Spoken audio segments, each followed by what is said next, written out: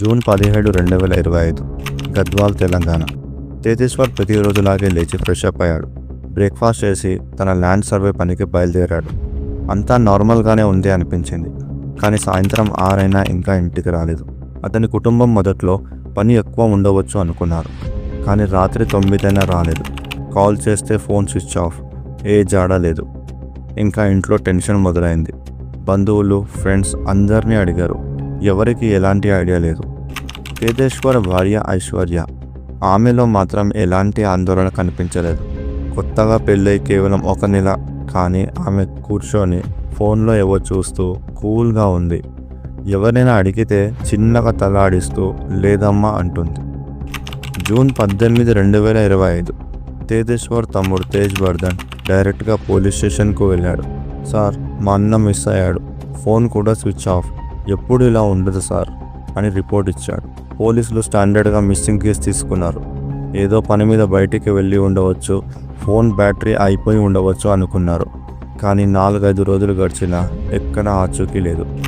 June 22, 2025 మధ్యాహ్నం 140 కిలోమీటర్ల దూరం, ఆంధ్రప్రదేశ్, నంద్యాల జిల్లా.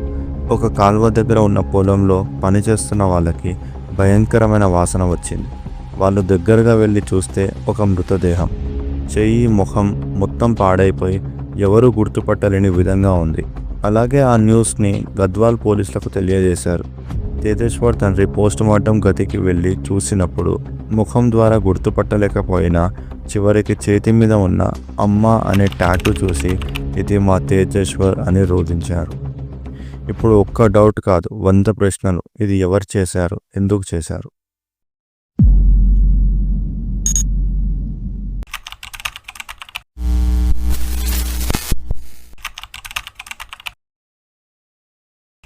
కర్నూలు జిల్లా జానకీనగర్ అనే చిన్న బస్తీలో ఉంటారు ఐశ్వర్య మరియు ఆమె తల్లి సుజాత. చిన్న వయసులోనే తండ్రి చనిపోయాడు. తమ్ముడు కూడా దూరం అయ్యాడు. ఇంట్లో కేవలం తల్లి, కూతురు ఇద్దరే ఉంటారు. సుజాత ఒక NBFC ఆఫీస్లో క్లీనర్గా పనిచేస్తూ జీవితం నెట్టుకొస్తున్నారు. ఐశ్వర్య 10వ తరగతి వరకే చదివింది. అప్పుడప్పుడు తల్లి ఆరోగ్యం బాగాలేనప్పుడు ఐశ్వర్య తల్లికి బదులు ఆఫీస్కి కూడా వెళ్ళేది. సుజాతకి మాత్రం తన కూతుర్ని మంచి కుటుంబంకి ఇచ్చి పెళ్లి చేయాలి అనే కోరిక. అక్కడి నుంచి మొదలైంది తేజేశ్వర్ కుటుంబంతో పెళ్లి చర్చ. కర్నూలు నుంచి 60 కిలోమీటర్ దూరంలో ఉన్న గద్వాల్కి చెందిన తేజేశ్వర్ మంచి కుర్రాడు, ల్యాండ్ సర్వేయర్. తనకు ఖాళీ దొరికిన సమయంలో పిల్లలకి డ్యాన్స్ కూడా నేర్పించేవాడు. కష్టపడి సంపాదించి తన కుటుంబం కోసం సొంత ఇంటిని కూడా నిర్మించాడు. ఇంట్లో తన తండ్రి జయరాములు, తల్లి శకుంతల, చెల్లి సుష్మా, తమ్ముడు తేజ్ వర్ధన్ ఉంటారు. తన కుటుంబం మధ్యతరగతి కానీ మంచి విలువలు ఉన్న కుటుంబం. ఇలా 2 కుటుంబాలు కలిశాక 2027 డిసెంబర్లో వారి నిశ్చితార్థం జరిగింది. ప్లాన్ ప్రకారం 2025 ఫిబ్రవరిలో పెళ్లి ఫిక్స్ చేశారు. కానీ డబ్బు సమస్యలతో 18 మే 2025కి పెళ్లి డేట్ మార్చారు. కానీ పెళ్లికి 5 రోజుల ముందు అంటే 13 మే 2025న ఐశ్వర్య ఒక్కసారిగా మాయమైంది. మొత్తం 3 రోజులు కనిపించలేదు. ఎవరికీ చెప్పలేదు. Phone switch off. ఈ విషయం తేజేశ్వర్ కుటుంబానికి తెలిసింది. పెళ్లికి ముందే ఐశ్వర్య ఇలా ఉంటే పెళ్లి తర్వాత తేజేశ్వర్తో ఎలా ఉంటుంది అని అనేక ప్రశ్నలు. 3 రోజుల తర్వాత ఐశ్వర్య తిరిగి వచ్చింది. వచ్చాక కట్నం వల్ల మా అమ్మ చాలా బాధపడుతుంది, అది నేను చూడలేక వెళ్ళిపోయాను అని చెప్పింది. కానీ ఆ కారణం ఎవరికీ నమ్మేలా అనిపించలేదు. తేజేశ్వర్ కుటుంబంలో అందరూ ఇలా జరగడం మంచిది కాదు, ఈ సంబంధం వద్దు అన్నారు. తేజేశ్వర్ స్నేహితులు కూడా సంబంధం క్యాన్సిల్ చేసుకోని సలహా ఇచ్చారు. కానీ తేజేశ్వర్ మాత్రం నేను ఐశ్వర్యనే పెళ్లి చేసుకుంటాను అని స్ట్రాంగ్గా చెప్పాడు. అనుకున్న ప్రకారమే పెళ్లి జరిగిపోయింది.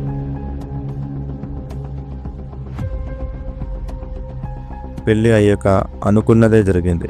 ఐశ్వర్య 24 గంటలు మొబైల్లో పడి ఉండడం, ఇంట్లో వారిని పట్టించుకోనట్టు ప్రవర్తించడం, ఎవరైనా అడిగితే అమ్మతో మాట్లాడుతున్నా, ఫ్రెండ్తో మాట్లాడుతున్నా అని అనేది. తేజేశ్వర్ మొదట్లో అవన్నీ పట్టించుకోకపోయినా తర్వాత అతనికి కూడా అనుమానం వచ్చింది. కానీ అసలు మలుపు అక్కడే మొదలైంది. పోలీసులకు తేజేశ్వర్ మృతదేహం దొరికిన తర్వాత తన కుటుంబ సభ్యులు చెప్పిన విషయం వాళ్ళను ఇంకా ఆశ్చర్యపరిచింది. ఎందుకంటే అప్పటికే అతని భార్య అయిన ఐశ్వర్య తేజేశ్వర్ మిస్సింగ్ అయిన మొదటి రోజు నుంచే చూస్తుంటే చాలా అనుమానాస్పదంగా ప్రవర్తించింది. ఈ విషయం వాళ్ళు పోలీసులకు తెలిపారు. దీంతో పోలీసులు ఆమె ఫోన్ నెంబర్ ట్రాక్ చేయించారు. ఆమె కాల్ డీటెయిల్స్ సిడిఆర్ రిపోర్ట్ తెప్పించారు. ఆ డేటా చూసిన తర్వాత పోలీసులకు ఒక షాక్. ఒకే ఒక మొబైల్ నెంబర్తో ఐశ్వర్య పెళ్లి అయిన మొదటి నెలలోనే 2000కి పైగా కాల్స్ చేసింది. అందులో చాలా కాల్స్ 1 గంట కంటే ఎక్కువ పాటు సాగాయి.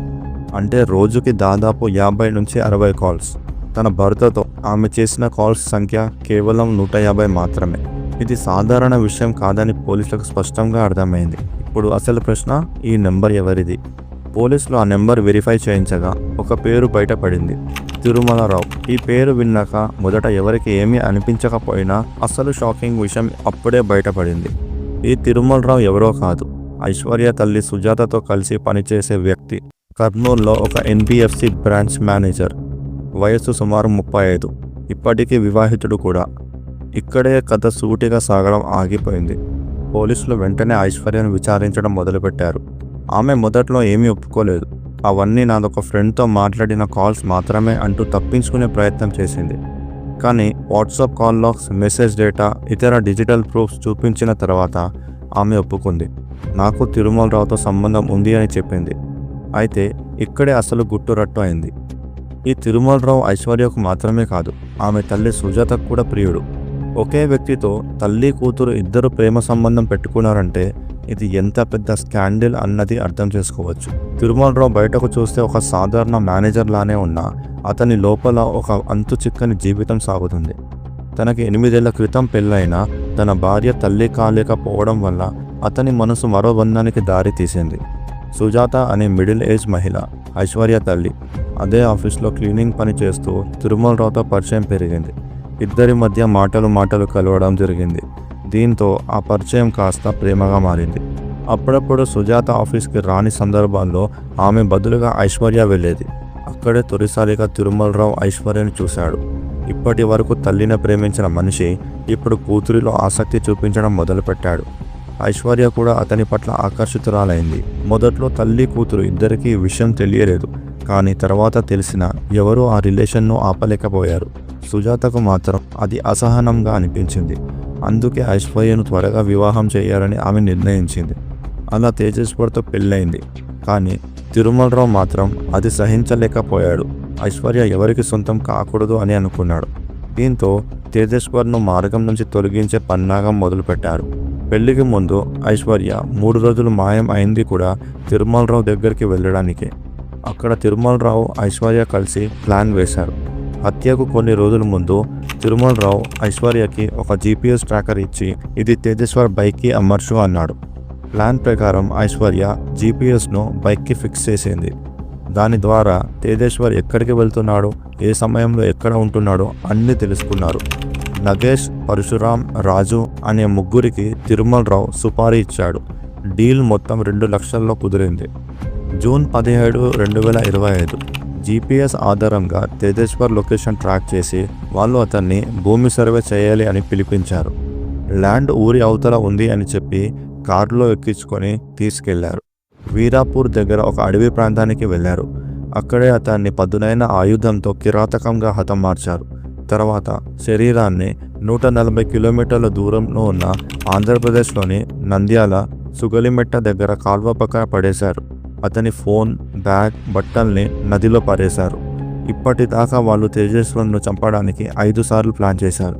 కానీ తేజేశ్వర్ తనకి తెలియకుండానే తాను 5 సార్లు తప్పించుకున్నాడు. ఇక చివరికి నగేష్, పరశురాం, రాజు ఈ ముగ్గురు సుపారీ కిల్లర్లను ఒక చెక్ పోస్ట్ దగ్గర పోలీసులు పట్టుకున్నారు. తిరుమలరావును హైదరాబాద్ ఎయిర్పోర్ట్లో అరెస్ట్ చేశారు. చివరికి ఈ కథ మనకు ఒకటి స్పష్టంగా చెబుతుంది. ప్రేమ అనే బంధం పవిత్రమైనదే అయినా అది ఒక హద్దు దాటితే మనుషుల జీవితాలు నాశనం అవుతాయి.